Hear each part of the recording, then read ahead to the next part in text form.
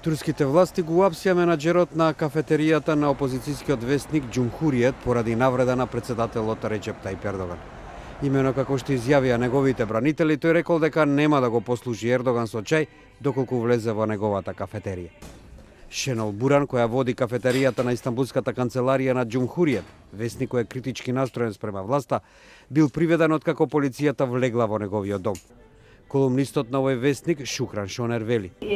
Bunun demokrasiyle bağdaşmadığını söylemek isterim. Hoşgörüyle bağdaşmadığını, demokrasi kültürü bağdaşmadığını. Yani binanın içinde, bırakın gerisini hani ve kızgın bir insanın öfkesini siyasi bir tutanak dökmek nasıl bir algıdır, nasıl bir kültürdür, nasıl bir eğitimdir bunu çözemiyorum abi.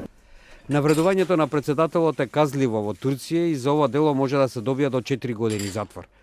Адвокатите на Ердоган, кој доминира во турската политика над една деценија, имаат покренато над 1800 слични случаи, меѓу кои и против поранешната мис на Турција, како и ученици кои наводно го навредувале председателот.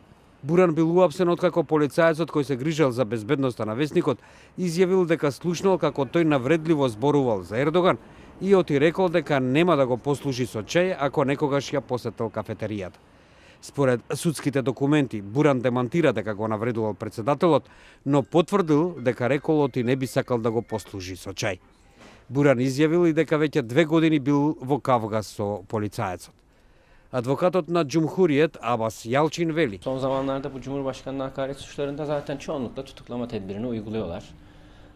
Biraz bunu cezalandırma için de uyguluyorlar. Zaten bu olayda da... Десетмина вработени на Cumhuriyet во Истанбул беа уапсени во ноември годинава под сомневање дека биле поврзани со курдските милитанти и со турскиот свештеник Фетула Ѓулен, кој живее во екзил во Соединетите држави. Турските власти ги овенуваат неговите следбеници за државниот удар.